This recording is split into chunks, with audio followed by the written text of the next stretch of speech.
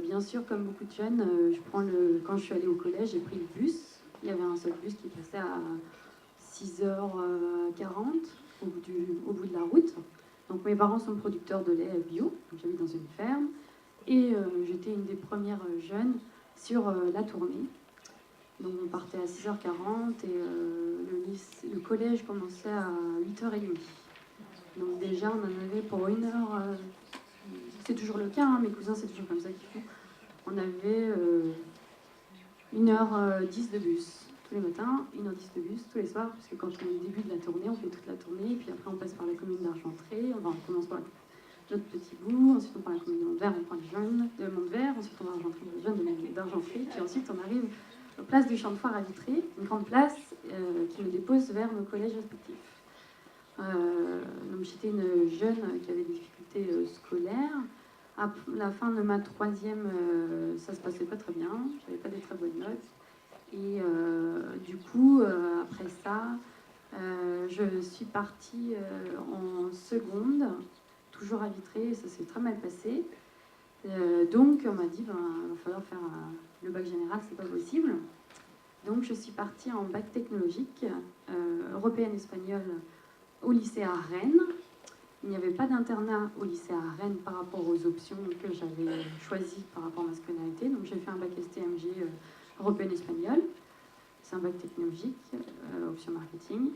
À partir de la première, j'ai une chambre chez l'habitant à Rennes. Donc je prenais le train le dimanche soir. Et puis voilà, après j'arrivais, j'avais mon autonomie. Donc j'ai de la chance d'avoir eu l'autonomie à 16 ans. Je pense qu'il y a beaucoup de jeunes qui trouvent que le temps, la vie de famille est difficile à ce moment-là. Enfin, moi, je faisais ce que je voulais. Hein. Vu que c'est moi qui faisais la cuisine et tout ça, je gérais mon temps comme je le voulais. Après mon lycée, comme ayant grandi à la campagne, j'ai décidé que je voulais faire des études en lien avec les voyages parce que je voulais découvrir le monde. Donc je suis partie, j'ai fait un BTS commerce international à Saint-Malo. Et je suis partie au stage aux États-Unis, au Pérou, et voilà, 2 fois 3 mois. Donc c'est possible, hein, on peut partir, si on habite à la campagne, il n'y a pas de souci, ça marche bien. Finalement, au contraire, ce que j'ai envie de dire par rapport à la mobilité, c'est que, puisque de toute façon, il faut qu'on fasse des efforts dès tout petit, d'aller aller à Rennes au lycée ou d'aller partir à l'étranger, c'est pas beaucoup plus dur. C'est ça qu'il faut se dire. Enfin, une fois que la barrière est partie, on part, on fait notre sac pour la semaine et tout ça, c'est pas... on s'habitue, on apprend une autre culture, etc. Mais de toute façon, on est déjà parti, on est déjà en dehors de notre zone de confort. Donc c'est possible. Donc arrivé en BTS, en deuxième année de BTS, on a découvert pourquoi j'étais pas si bonne que ça à l'école. En fait, c'est parce que j'étais dyslexique et dysorthographique. Mais n'ayant pas eu un suivi j'allais à l'école quand même, mais les professeurs ne l'ont pas détecté avant la deuxième année de BTS. Donc c'est un peu dommage, parce que ça aurait pu donner des déclics dans ma scolarité un peu plus tôt. Mais j'ai quand même compensé.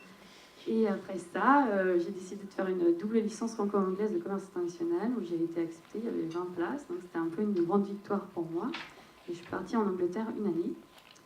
Et voilà, je l'ai validé. Et puis ensuite, je me suis dit, c'est beau de voyager, c'est beau d'avoir des projets, mais en fait, on se rend compte que l'herbe n'est pas plus verte ailleurs. Donc, finalement, on est pas mal dans notre petit cocon à la campagne. Alors oui, on apprend à être débrouillard. Moi, c'est clair que pour sortir et tout, le soir, je faisais du stop. J'ai fait du stop mineur, complètement. Je ne dis pas que c'est forcément un bon exemple, mais c'est exactement ce que je faisais pour sortir de la maison, pour aller voir les copains, faire les fêtes et tout ça. Parce que mes parents ne voulaient pas que j'ai de scooter, pour les risques d'accident, parce qu'ils avaient très peur, mais du coup, je faisais du stop. Je ne sais pas si c'est beaucoup mieux, mais c'est un autre débat. La sortie de ma licence, je me suis dit, en fait, j'avais déjà, dans ma tête, mes parents avaient déjà un peu planté quelques graines d'entrepreneuriat. Et j'avais une forte volonté d'indépendance. Et donc, je me suis dit, j'aimerais bien développer un nouvel atelier sur l'exploitation familiale. Donc, j'aimerais bien faire un labo de transformation laitière. Donc, créer mon emploi. Donc, pour ça, j'ai donc fait d'abord un master en innovation et entrepreneuriat entre l'INSA et l'ESC de Rennes. Ensuite, en parallèle, j'ai fait le concours des entrepreneuriales par Pépite. Je ne sais pas trop si vous connaissez. C'est un très bon organisme, en tout cas. J'ai été très satisfaite. Et puis après ça, j'ai fait un D2E, c'est un diplôme étudiant entrepreneur.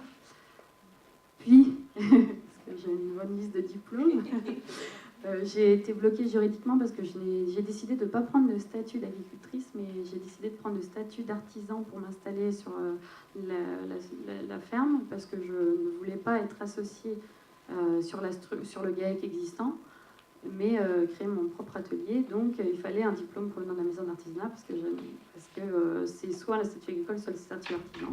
Donc j'ai fait un CAP en apprentissage à 25 ans. J'étais avec des jeunes de 15-16 ans, de milieux populaires des banlieues de Rennes. Et voilà, c'était une très bonne expérience. Je me suis dit que finalement, on n'était pas si mal à la campagne, parce qu'il y avait pas de...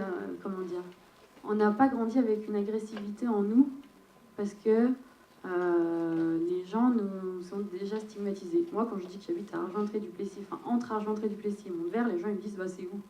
Voilà, donc il n'y a pas au moins de stéréotypes, il n'y a pas d'a priori, parce que de toute façon, c'est pas connu. Donc c'est l'avantage. Vaut mieux être neutre que d'être mal vu dès le départ, je pense. Donc voilà.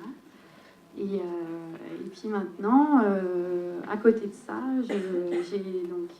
le temps de m'installer, je suis coordinatrice d'un projet H2020 de recherche sur les sciences du sol, parce que j'ai inscrit la ferme à un projet de sciences du sol, et donc on a été accepté comme ferme, une des fermes françaises, et voilà. Donc je suis coordinatrice France d'un projet H2020 à Argentré-du-Plessis, et des fois j'ai des soucis aussi d'internet. Forcément, quand j'ai mes chercheurs de compte de la ligne, ben, ça marche pas toujours. Il y a des grosses entreprises qui ont des fois des super internet, parce que nous, il y a la base Intermarché, ils ont la fibre. Alors nous, on habite à 2 km, puis bah, ça rame bien. Alors, on espère aussi pouvoir convaincre d'avoir un peu plus internet aussi de notre côté. Donc voilà un peu tout mon parcours. Qu'est-ce que je pourrais dire? Ah oui, ouais, bien sûr. Donc je suis parrainée par la fondation IAO, c'est une fondation pour les jeunes qui ont un projet d'entrepreneuriat, et qui nous donnent pas, mais les personnes nous donnent de leur temps pour nous aider à développer concrètement notre projet, un peu tout au long pour faire mûrir notre projet. Voilà. Et mon futur dernier dossier, entre guillemets, je suis en train de préparer avant de m'installer, c'est un Erasmus pour entrepreneurs. Alors, je ne sais pas si vous savez, il n'y en a pas beaucoup des jeunes qui partent en Erasmus pour entrepreneurs. C'est pas connu. Et qu'on habite à la campagne ou à la ville, c'est plutôt l'accès à l'information qui est compliqué, de qu'est-ce qu'on a réellement le droit et qu'est-ce qu'on peut faire, qu'on ne connaît pas toujours. Donc c'est pour ça que je me permets aussi d'en parler un tout petit peu, parce que vous êtes un peu les délégués, vous allez pouvoir dire auprès de plein d'autres jeunes qu'il y a des possibilités et qu'on peut partir sous différentes facettes. On peut faire un Erasmus tout court si on fait des études supérieures, mais si on a un projet, même pour monter sa charcuterie, sa boucherie, sa boulangerie, on peut, juste avant de s'installer aussi, dans les 6 mois avant son installation, faire un Erasmus pour entrepreneurs. Et c'est aussi une façon de partir à l'étranger en ayant une bourse. Donc voilà, c'est une information qui peut compter des fois pour changer un peu son parcours. Voilà, je vous laisse, si vous avez des questions, n'hésitez pas.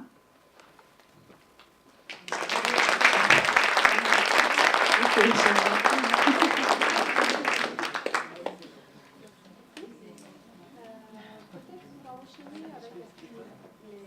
présentation du témoignage par Jeunes à travers le monde est vraiment liée à ce que vous avez bénéficié de l'aide de Jeunes à travers le monde. Ben voilà, c'est magique. Donc, on vous proposera de réagir peut-être à la suite des 2 témoignages.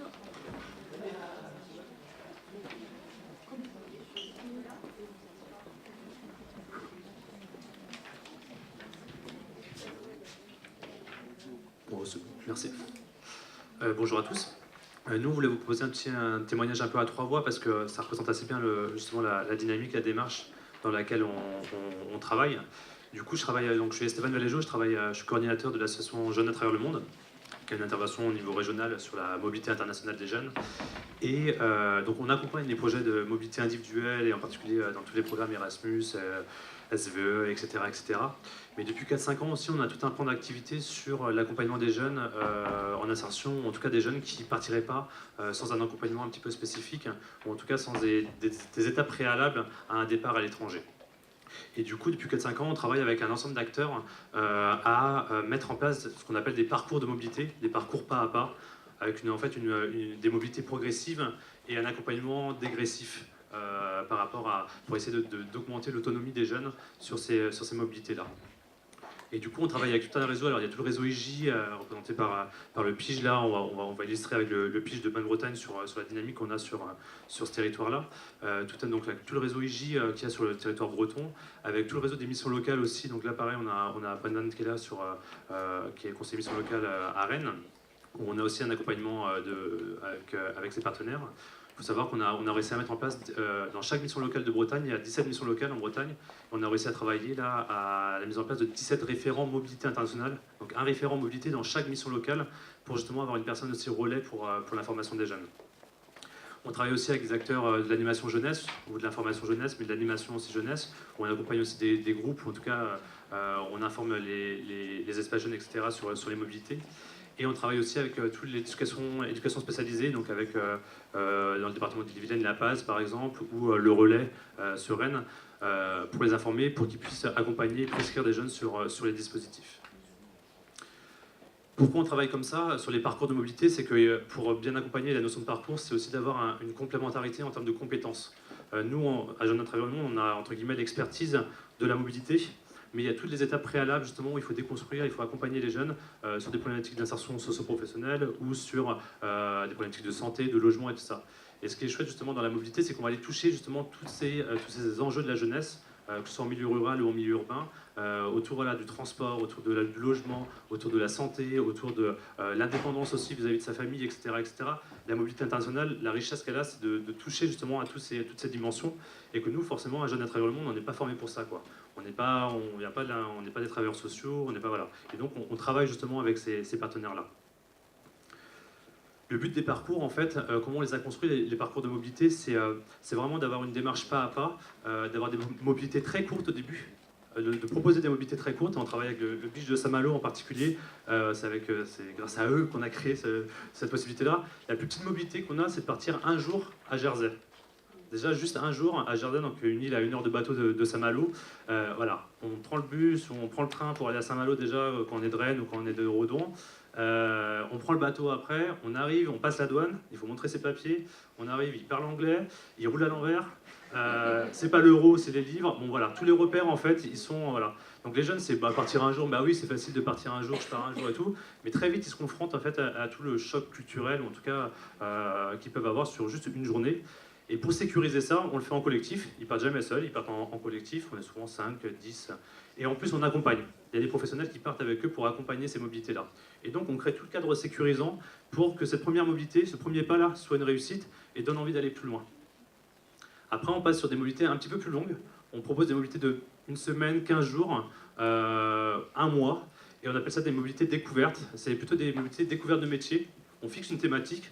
Ça peut être l'hôtellerie-restauration, ça peut être métier d'animation sociale, ça peut être voilà, toutes des thématiques comme ça, métier manuel en Allemagne.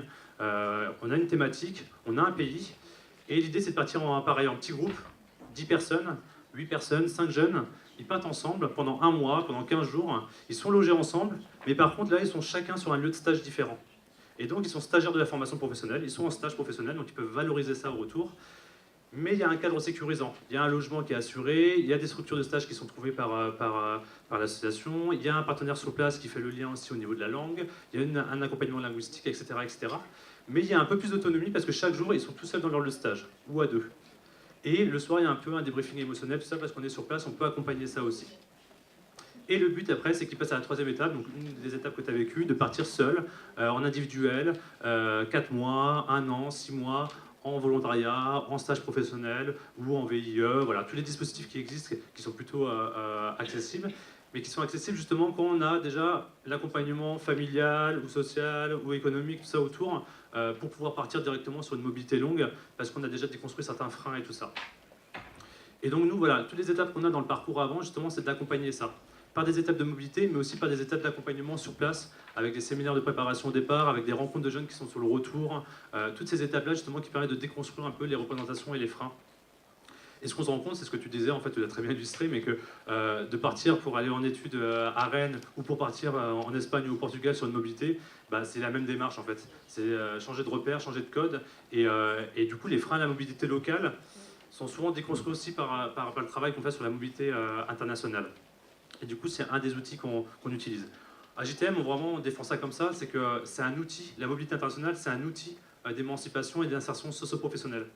Du coup, sur les jeunes qui sont accompagnés par les partenaires, on ne vient pas donner une recette miracle, voilà. C'est juste un outil, c'est vraiment aux professionnels du travail social, de l'animation jeunesse, d'identifier à quel moment c'est pertinent pour le jeune de partir à l'étranger. C'est pas nous qui allons dire, voilà, là, t'es prêt, tu pars, quoi. C'est dans l'accompagnement par la mission locale, par un éducateur, par un animateur, par un point formation jeunesse, qui va dire, là, ce qui te manque, toi, c'est de partir, là, de prendre 15 jours de recul, de sortir de ta famille, de ton territoire, de tes problèmes, voilà. Et nous, on sécurise sur